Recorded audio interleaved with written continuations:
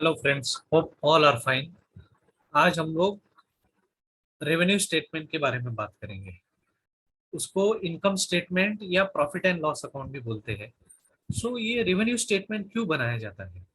अभी ये पूरा रेवेन्यू स्टेटमेंट समझने के लिए हम एक सिंपल सा एग्जांपल लेते हैं। पहला तो हम लोग एक एग्जांपल लेते हैं डेयरी का। समझ लो कि आप एक डेयरी के ओनर हो। ठीक है। आपकी डेयरी जो है वो दो जगह पे बटी हुई है। एक तो आपका पूरा डेयरी है जहाँ पे आपका पूरा ऑपरेशन चलता है। ऑपरेशन का मतलब ये होगा, आपने दूध ले लिया, उसका घी बनाया, या आपने आपने डायरेक्ट दूध सेल किया, या आपने दूध का दही बनाया, लस्सी बनाया, वो आपने सेल किया। वो आपका पूरा ऑपरेशन प्लांट हम लोग बोलेंगे। और दूसरा आपका ऑफिस है जहाँ पे आपके सारे जो व्यवहार है वो संभाले जाते हैं। ठीक है। अभी इनकम स्टेटमेंट का पर्पस ये होता है कि पूरे साल में आपने जो भी इनकम कमाया, वो इनकम का आपको प्रॉफिट कितना मिला, आपको सच में प्रॉफिट मिला या आपको लॉस हुआ। आपको लॉस हुआ तो आपको क्यों लॉस हुआ, ये आप इनकम स्टेटमेंट से एनालाइज कर सकते हैं। समझ लो कि आपको पता चला कि इनकम स्टेटमेंट के एंड में आप निगेटिव जा रहे हो, तो आप सोच सकते हो कि ये बिजनेस आगे बढ़ाना है, नहीं बढ़ाना है, या इधर ही रुक जाना है। ये सारी चीजों के लिए इनकम स्टेटमेंट बहुत ही जरूरी है। आप पहले भी जमाने में देखोगे तो मारवाड़ी लोग हैं या फिर जो भी बिजनेसमैन लोग थे, वो उनके डायरी में हमेशा नोट करते थे। उनके हर साल के लिए नया डायरी लेके, अभी भी वो करते हैं, नया डायरी लेके नए में इनकम एक्सपेंसेस वगैरह लिखते जाते हैं। वो क्यों लिखते हैं? क्योंकि उनको पता चला कि साल के एंड में उनके काम का क्या उनको प्रॉफिट मिल रहा है। वो बहुत ही इंपॉर्टेंट चीज है, इसलिए इनकम स्टेटमेंट बनाया जाता है। इनकम स्टेटमेंट जो है वो ऑर्गेनाइजेशन पॉइंट ऑफ व्यू देखोगे तो बहुत ही इंपॉर्टेंट स्टेटमेंट है, जिससे ऑर्गेनाइजेशन को उसका प्रॉफिट या लॉस जो है वो पता चलता है। इनकम स्टेटमेंट को मैंने पहले भी बोला कि इनकम स्टेटमेंट को तीन नाम है। पहला तो है इनकम स्टेटमेंट, दूसरा है profit and loss account. Profit and loss account जो है, इससे तो नेम ही सेल्फ एक्सप्लेनेटरी है कि इससे प्रॉफिट और लॉस क्या हुआ वो हमें पता चलता है। और थर्ड हम लोग बोलते हैं रेवेन्यू स्टेटमेंट, कि हमें जो रेवेन्यू मिला उसका पूरा स्टेटमेंट यहाँ पे बनाया जाता है। हम लोग पॉइंट वन बाय वन देखेंगे। ये रेवेन्यू स्टेटमेंट बहुत ही डिटेल में बनाया गया है, तो आपको धीरे धीरे पता चलेगा। ठीक है। ये वर्टिकल रेवेन्यू स्टेटमेंट है। पहले स्टेटमेंट जो है, ऑल फाइनेंशियल स्टेटमेंट जो है वो वर्टिकल नहीं बनाए जाते हैं, वो left hand and right hand side दोनों कंसिडर करके बनाए जाते हैं, बनाए जाते थे। बट अभी जो है वो जितने भी स्टेटमेंट है, जैसे कि बैलेंस शीट है, रेवेन्यू स्टेटमेंट है, कॉस्ट शीट है, सभी वर्टिकली बनाए जाते हैं। ठीक है।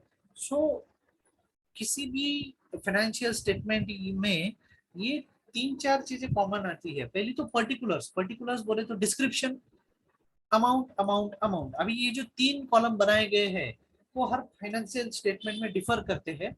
ये तीन कॉलम इसलिए बनाए गए हैं कि पहला का हम लोग दूसरे में ऐड कर सकते हैं, दूसरे का हम लोग तीसरा जो है वो मेन रख सकते हैं। जैसे जैसे हम लोग आगे बढ़ेंगे वैसे वैसे आपको पता चलेगा।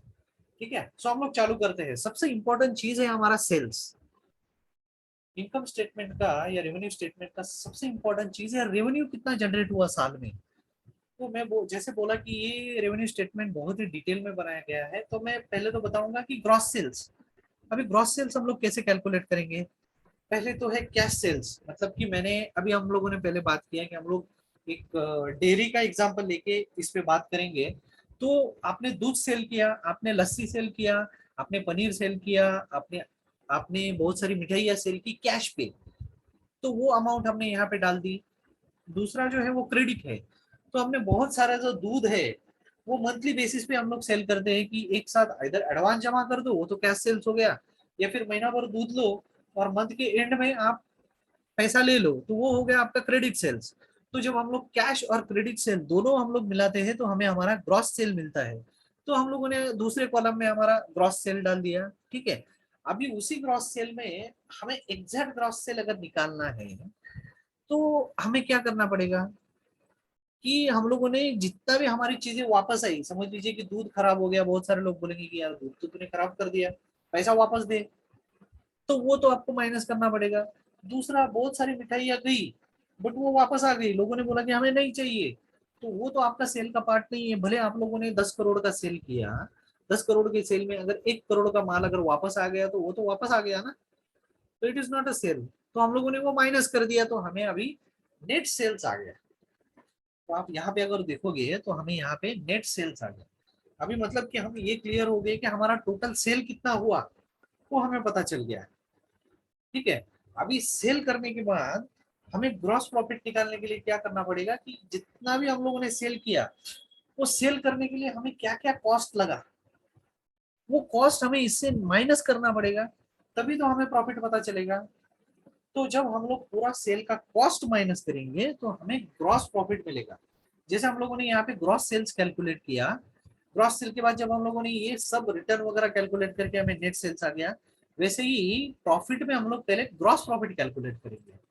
तो ग्रॉस प्रॉफिट कैलकुलेट करने के लिए हमें फॉर्मूला क्या आता है कि सेल्स, मैं यहाँ पे लिखता हूँ सेल्स, यहाँ पे मैंने माइनस कर दिया cost of good sold, cost of good sold जिसको हम लोग सीओजीएस बोलते हैं, तो हमें आ जाता है ग्रॉस प्रॉफिट मिल जाता है दोस्तों। ठीक है, तो अभी यही ग्रॉस प्रॉफिट हम लोग थोड़ा डिटेल में समझेंगे। तो ग्रॉस प्रॉफिट करने के लिए हमें क्या करना पड़ेगा, पहले तो हम लोगों ने opening stock of raw material ले लिया कि 1 अप्रैल को हमारे पास इतने रॉ मटेरियल थी। रॉ मटेरियल अभी अगर मैं डेयरी की बात करता हूँ तो मेरे रॉ मटेरियल क्या क्या आ गए, बहुत सारी चीजों के लिए मेरा दूध एज अ रॉ मटेरियल आ गया, शक्कर एज अ रॉ मटेरियल आ गया, बहुत सारे इंग्रेडिएंट्स है जो हम लोग हमारी मिठाई में डालते हैं वो हमारा रॉ मटेरियल आ गया। उसमें हम लोगों ने और रॉ मटेरियल खरीदा, मतलब हमारे पास 1 लाख रुपए का रॉ मटेरियल 1 अप्रैल में था हमारे डेयरी में। उसमें हम लोगों ने और 30,000 रुपए का रॉ मटेरियल हम लोगों ने परचेस किया। मैं ये नंबर जो है वो हाइपोथेटिकल ले रहा हूँ दोस्तों। सो 1 लाख में साल में 30,000 का तो नहीं परचेस कर सकते, तो मैं एक एग्जांपल के तौर पे बोल रहा हूँ कि 1 लाख रुपए का हमारे पास ओपनिंग स्टॉक था रॉ मटेरियल का, उसमें हम लोगों ने 30,000 रुपए का रॉ मटेरियल लिया, तो 1,30,000 रुपए हो गया। अभी जैसा हम लोगों ने सेल्स में रिटर्न माइनस किया वैसा हमें यहाँ पे भी रिटर्न माइनस करना पड़ेगा। अभी समझ लीजिए वो 30,000 रुपए में 5,000 रुपए का मटेरियल जो है, 5,000 ज्यादा हो जाएगा, 2,000 रुपए का मटेरियल जो है वो रिजेक्ट हो गया। रिजेक्ट मतलब कि ये कि शक्कर में बहुत सारे पत्थर आ गए छोटे छोटे, तो वो हम लोगों ने बोला कि यार हमको नहीं चाहिए, हमें तो अच्छा शक्कर चाहिए क्योंकि हम लोग तो क्वालिटी प्रोडक्ट बनाते हैं, तो वो हमने वापस कर दिया। तो वो बहुत सारी चीजें जो है ये हम लोगों ने ये कॉस्ट में से माइनस कर दी। ठीक है, अभी कैरेज हमें ऐड करना पड़ेगा। कैरेज का मतलब ये है कि जो रॉ मटेरियल सप्लायर से निकला तो हमारे डेयरी तक आने के लिए कितना खर्चा लगेगा, तो उसको हम लोग कैरेज बोलते हैं। अगर हम उसको बाइफरगेट करते हैं तो पहला तो आ गया freight amount, packing and forwarding amount आ गया, तो वो सब हम लोगों ने इसमें ऐड कर दिया। ठीक है, और उसमें से हम लोगों ने क्लोजिंग स्टॉक माइनस कर दिया। अभी आप पूछेंगे कि क्लोजिंग स्टॉक क्यों माइनस किया, भाई मेरे जो अप्रैल फर्स्ट वीक में हम लोग जो ओपनिंग स्टॉक बोल रहे हैं वो पिछले साल का क्लोजिंग स्टॉक था, उसी के कारण वो माइनस कर दिया है क्योंकि वो तो ये साल में हमने यूज ही नहीं किया। तो वैसा ही हम लोग जो है जो यूज नहीं किया वो हम लोग यहाँ से माइनस कर देंगे। ठीक है, अगर हमने वो माइनस कर दिया तो क्या होगा, हमारा कॉस्ट ऑफ रॉ मटेरियल आ जाएगा यहाँ पे। तो हम लोगों ने इतना रॉ मटेरियल जो है वो यूटिलाइज किया। अभी और क्या खर्चे हैं, और भी बहुत सारे खर्चे हैं, तो वो खर्चे भी हमें इसमें ऐड करने पड़ेंगे। तो पहला तो खर्चा आ गया पावर एंड फ्यूल, हमें फ्यूल लगा बहुत सारा गाड़ियों को, हमें पावर लगा, इलेक्ट्रिसिटी लगा, मोटिव पावर। मोटिव पावर का मतलब क्या है कि जो मशीनरी को पुश करने के लिए या मशीनरी को स्पीड अप करने के लिए जो चीजें लगती है उसको मोटिव पावर बोलते हैं। अभी हम ये तो मशीनरी की बात हो गई, बट हमारी डेयरी में बहुत सारा लेबर लोग है, हम दोपहर को उनको नाश्ता मंगाते हैं, अच्छा क्वालिटी नाश्ता, ठीक है, बाहर से मंगाते हैं क्योंकि हमारा तो डेयरी है, हमारे पास मिठाइयाँ वगैरह सब है, बट इन लोगों को समोसा खाना था तो हम लोग समोसा बाहर से मंगाते हैं। तो वो समोसा खाने के बाद वो लोगों को जोश आ गया और वो फटाफट काम करना चालू कर दिया, तो उसको बोलते हैं हम लोग मोटिव पावर। ठीक है, अभी मोटिव पावर के बाद हम लोग इसमें ऐड करेंगे डिप्रिसिएशन ऑन फैक्ट्री एसेट्स। पहले तो डिप्रिसिएशन क्या है, देखिए कोई भी हम लोग टेंजिबल मशीनरी लेते हैं तो वो मशीनरी का समझ लीजिए आपने कोई मशीनरी खरीदा 2 लाख रुपए में, तो और उसका लाइफ जो है वो 5 साल का है। ठीक है, तो वो 5 साल में वो डिप्रिशिएट हो जाएगा, मतलब वो स्क्रैप हो जाएगा, हमें 5 साल ही चलाना है वो।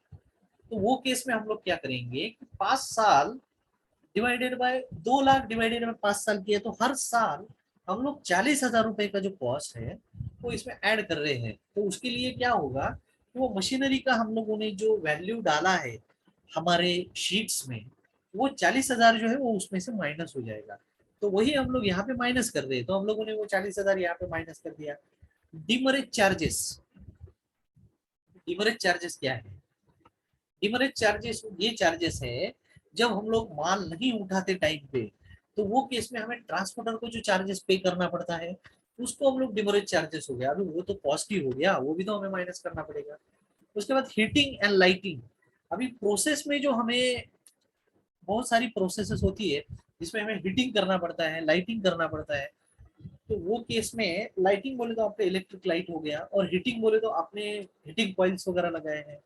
या तो ये जो प्रोसेस का पार्ट है वो हम लोग XYZ समझते हैं, क्योंकि हर फैक्ट्री में ये अलग अलग तरीके से कंसिडर किया जाता है। तो वो हम लोगों ने ऐड कर दिया। अभी कोल, गैस एंड वाटर कंज्यूम, अभी कोल लगा हमें, अभी बहुत जगह अभी तो कोल लगता नहीं है, गैस लगा, वाटर कितना कंज्यूम हुआ वो सब हमने डाल दिया। उसके बाद फैक्ट्री में जो लोग काम कर रहे हैं उनका सैलरी हमें फैक्ट्री एक्सपेंसेस में ऐड करना पड़ेगा।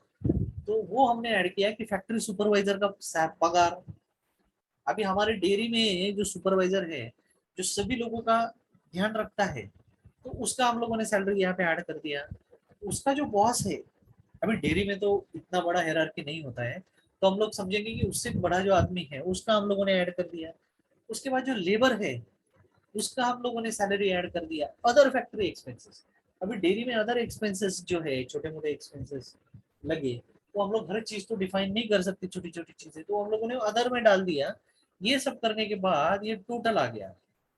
ठीक है, अभी ये टोटल आने के बाद हम लोगों ने क्या किया कि ये जो cost of raw material consume plus ये फैक्ट्री एंड प्रोडक्शन एक्सपेंसेस करेंगे, तो हमें प्रोडक्शन कॉस्ट आ गया, इसको हम लोग कॉस्ट ऑफ प्रोडक्शन बोल सकते हैं। ठीक है, अभी ये प्रोडक्शन कॉस्ट हमारा कंप्लीट हो गया। अभी हम लोगों ने क्या किया, बहुत सारे फिनिश गुड्स परचेज किए। लस्सी हम लोगों ने रेडीमेड परचेज किया, तो उसका ओपनिंग स्टॉक कितना है। उसके बाद हम लोगों ने और लस्सी मंगाया, परचेज किया, उसका वो सब मिला के हुआ। अभी उसमें से बहुत सारा लस्सी जो है वो सेल हो गया। अभी वो इसमें उसमें भी जो खराब लस्सी था वो हम लोगों ने बेच दिया, तो वो तो इसमें आएगा नहीं। उसके बाद उसको जो कैरेज वगैरह लगा वो हम लोगों ने माइनस कर दिया। जो क्लोजिंग स्टॉक बचा पूरी लस्सी सेल करने के बाद, वो नेक्स्ट ईयर का ओपनिंग स्टॉक रहेगा, बराबर। तो वो हम लोगों ने यहाँ से माइनस कर दिया, तो हमें आ गया कॉस्ट ऑफ सेल्स, हमें मिल गया। या फिर हम लोग उसको बोलते हैं कि कॉस्ट ऑफ गुड्स सोल्ड। तो जब हम लोगों ने कॉस्ट ऑफ गुड्स सोल्ड जो है वो हमारे नेट सेल से माइनस कर दी, तो हमें आ गया ग्रॉस मार्जिन। और ग्रॉस प्रॉफिट हम लोगों ने कैलकुलेट कर लिया, जैसा हम लोगों ने ग्रॉस ग्रॉस सेल्स यहाँ पे लिया था ना, वैसा हम लोगों ने यहाँ पे ग्रॉस प्रॉफिट कैलकुलेट कर लिया। अभी हम आगे क्या करेंगे, ठीक है। अभी ग्रॉस प्रॉफिट के बाद हमारे बहुत सारे ऑपरेटिंग एक्सपेंसेस भी है। अभी ऑपरेटिंग एक्सपेंसेस बोले तो वहां पे मेरे जो ऑफिस है, मैंने बोला था कि हम लोगों ने डेयरी जो है वो 2 जगह पे रखी है। एक तो हमारा पूरा ऑपरेशन आ गया डेयरी का, और दूसरा हमारा आ गया ऑफिस। अभी यहाँ पे ऑपरेटिंग एक्सपेंसेस हमें वो जो ग्रॉस प्रॉफिट था उसमें से माइनस करने हैं, तो हमें और क्लैरिटी आ जाएगा कि हमारा खर्चा जाने के बाद हमें पैसा कितना मिल रहा है या प्रॉफिट कितना मिल रहा है।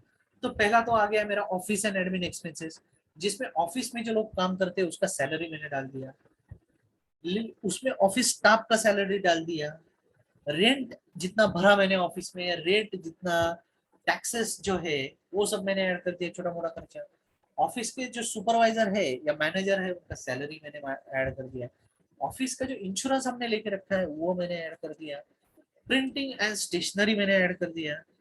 Okay, depreciation on office asset, जैसे फैक्ट्री में हमारे एसेट थे वैसे हमारे ऑफिस में भी एसेट्स है, तो वो असेट्स का भी मैंने डेप्रिसिएशन ऐड कर दिया। मैंने डेप्रिसिएशन ऊपर भी बोला था कि अगर हमारा कोई मशीनरी है और जिसका लाइफ 5 साल है, उसका वैल्यू अगर 2 लाख रुपए है, तो हर हर साल हम लोग 40-40 हजार उसका माइनस करेंगे। उसका रीजन ये है कि साल भर हमने उसको यूज किया और 40,000 हमने वसूल किया तो वो मैंने माइनस कर दिया।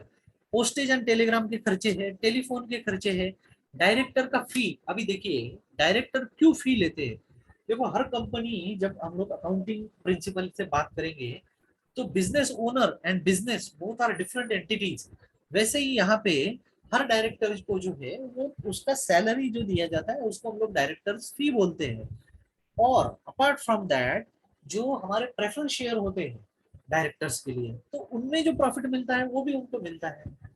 ओके, क्योंकि जब हम लोग इक्विटी शेयर डिस्ट्रीब्यूट करते हैं तो वर्स्ट केस में कंपनी का ओनर जो है वो इक्विटी शेयर होल्डर भी हो जाता है, तो उसको भी तो कुछ मिलना चाहिए। तो वो केस में जो कंपनी के प्रमोटर्स है उनको सैलरी दी जाती है जिसको हम लोग डायरेक्टर्स फी बोलते हैं। लीगल एक्सपेंसेस, अभी जो लीगल काम चल रहा है उसके कुछ खर्चे लगे, ऑडिट करते हैं हम लोग साल का उसके खर्चे, कुछ रिपेयर मेंटेनेंस किया वो, और छोटे मोटे एक्सपेंसेस हम लोग अदर एक्सपेंसेस में डाल दिए। उसके बाद financial expenses other than interest. Interest जो हम लोग पे करते हैं उसको छोड़ के और कुछ जैसे कि पेनल्टी एंड बैंक चार्जेस, जो हमें कुछ फाइनेंशियल पेनल्टी लगी है, बैंक चार्जेस हम लोगों ने पे किए with respect to transaction. Guarantee commission जो है वो कंपनी के डायरेक्टर को दिया जाता है, वो हम लोगों ने ऐड कर दिया। उसके बाद हम लोग इसमें ऐड करेंगे सेलिंग एंड डिस्ट्रीब्यूशन एक्सपेंसेस। अभी सेलिंग एंड डिस्ट्रीब्यूशन एक्सपेंसेस क्या आ गए, पहले तो आ गया सेल्समैन का सैलरी आ गया, उसके बॉस का सैलरी आ गया, उनका कमीशन आ गया, बैड डेट्स है, बहुत सारे बैड डेट्स पड़े हुए हैं। वो हम लोग बैड डेट बोले तो जो डेट रिकवरेबल नहीं है उसको हम लोग बैड डेट दे बोलते हैं। डिस्काउंट, किसी कस्टमर को हम लोगों ने डिस्काउंट दिया और फटाफट पेमेंट करने के लिए, वो मैंने माइनस कर दिया। डिप्रिसिएशन और डिलीवरी वैन, बहुत जगह पे जो है डिलीवरी जो है वो वैन से दी जाती है। आप देखोगे कि जो स्टॉकीज सुपर स्टॉकीज होते हैं कंपनी के, तो उनका गाड़ी भर के आता है और वो शॉपकीपर्स को मटेरियल देते जाते हैं। So it is also a part of sales. So वो सेल्स का पार्ट है तो इसलिए वो डिस्ट्रीब्यूशन एक्सपेंसेस में उसका दिखाया जाएगा। तो उसका जो डिप्रिसिएशन डिप्रिसिएशन मैंने ऊपर भी बताया था, तो वो हम लोगों ने माइनस कर दिया। अभी rent of shop and showroom, अभी हम लोगों ने शॉप और शोरूम लिए हुए हैं तो उसका रेंट हम लोगों ने यहाँ पे ऐड कर दिया क्योंकि वो भी तो सेल्स का ही प्रोसेस है। Exhibition and trade fair expenses, advertising and publicity expenses, travelling expenses, delivery van के जो अदर खर्चे हैं वो सब हमने ऐड कर दिए हैं। ठीक है, अभी हमने क्या किया, ये जो हमारा ऑफिस एंड एडमिन एक्सपेंस था, हमारा फाइनेंशियल एक्सपेंसेस था अदर देन इंटरेस्ट, और हमारा सेलिंग एंड डिस्ट्रीब्यूशन एक्सपेंसेस था, वो हम लोगों ने टोटल करके तीसरे कॉलम में डाल दिया। सो वो हमारा टोटल ऑपरेटिंग एक्सपेंस हो गया। वो जब हम लोग ग्रॉस प्रॉफिट में से माइनस किए तो हम लोगों को ऑपरेटिंग प्रॉफिट मिल गया बिफोर इंटरेस्ट। तो हम अभी तक हम लोगों ने ऑपरेटिंग प्रॉफिट कैलकुलेट कर लिया। अभी ऑपरेटिंग प्रॉफिट जो है उसमें से हमें और खर्चे माइनस करने पड़ेंगे। पहला तो हो गया मेरा interest on loans and deposit. अभी मैंने जो लोन लेके रखे हुए हैं उसका इंटरेस्ट मैंने पे किया। अभी वो कौन कौन सा है वो हम लोग देखते हैं। पहले तो डिबेंचर है। डिबेंचर क्या होता है, जब प्राइवेट ऑर्गेनाइजेशन किसी दूसरी कंपनी को एक डिबेंचर देती है और उसके बेसिस पे वो इंटरेस्ट कमाती है। ठीक है, it is a part of loan only, but जो प्राइवेट ऑर्गेनाइजेशन करती है लोन देती है उसको डिबेंचर बोला जाता है। तो वो डिबेंचर का इंटरेस्ट हमने पे कर दिया, लोन का इंटरेस्ट हमने पे कर दिया, पब्लिक डिपॉजिट जो हम लोगों ने लिए है उसका इंटरेस्ट हमने पे कर दिया। ठीक है, अभी पब्लिक डिपॉजिट क्या है, महिंद्रा क्या बोलेगा कि आप मेरे यहाँ पे एफडी करो, मैं आपको 7% इंटरेस्ट दूंगा। सो वो केस में क्या हो जाएगा कि महिंद्रा को बेनिफिट ये है कि अगर वो मार्केट से पैसा उठाते हैं ऐसे डिपॉजिट से तो उनको इंटरेस्ट रेट कम मिलता है as compare to bank. Okay, so वो हम लोगों ने ऐड कर दिया तो हमें नेट ऑपरेटिंग प्रॉफिट बुक मिल गया। हम लोगों ने अभी नेट ऑपरेटिंग प्रॉफिट कैलकुलेट कर लिया। अभी हम लोग इसमें नॉन ऑपरेटिंग इनकम ऐड करेंगे। अभी नॉन ऑपरेटिंग इनकम हर ऑर्गेनाइजेशन के लिए एप्लीकेबल नहीं होता है और रेवेन्यू स्टेटमेंट जो है वो ऑर्गेनाइजेशन टू ऑर्गेनाइजेशन डिफर करता है। ठीक है, अभी इसमें नॉन ऑपरेटिंग एक्सपेंसेस में हम लोग क्या बोलेंगे कि डिविडेंड ऑन शेयर्स, जो हम लोगों ने शेयर्स में इन्वेस्ट किया था उसके हमें डिविडेंड मिले। इंटरेस्ट ऑन डिबेंचर्स इन्वेस्टेड, और हम लोगों ने जो डिबेंचर इशू किए थे उसका हमें इंटरेस्ट मिला। ठीक है, उसके बाद इंटरेस्ट ऑन लोन गिवन, जो हम लोगों ने लोन इशू किया है उसका हमें इंटरेस्ट मिला। Profit on sale of fix asset, हमारे जो फिक्स असेट थे वो हम लोगों ने सेल कर दिए, उसका प्रॉफिट मैंने यहाँ पे ऐड कर दिया। Profit on sale of investment वो मैंने ऐड कर दिया। डैमेजेस रिसीव्ड, जो भी हमारे डैमेजेस थे वो हमारे रिसीव हुए। Damages in the sense for example हम कोई केस लड़ रहे हैं और वो केस में उसका जो रिजल्ट है वो हमारी तरफ से आया, तो उसको जितने भी डैमेजेस लगे उसका पैसा हमें मिल गया। शेयर ट्रांसफर फी, हम लोगों ने शेयर अगर ट्रांसफर किए उसका फी, ये सब हमने ऐड कर दिया। अभी उसमें से हमें नॉन ऑपरेटिंग एक्सपेंसेस भी तो माइनस करने पड़ेंगे नेट के लिए, ग्रॉस का नेट जा रहे हैं हम लोग, ठीक है। तो हम लोगों ने पहले तो लॉस ऑन सेल ऑफ कोई फिक्स असेट हम लोगों को सेल करने थे, उसमें हमें लॉस लगा, वो हमने ऐड कर दिया। इन्वेस्टमेंट पे हमें लॉस लगा, वो ऐड कर दिया।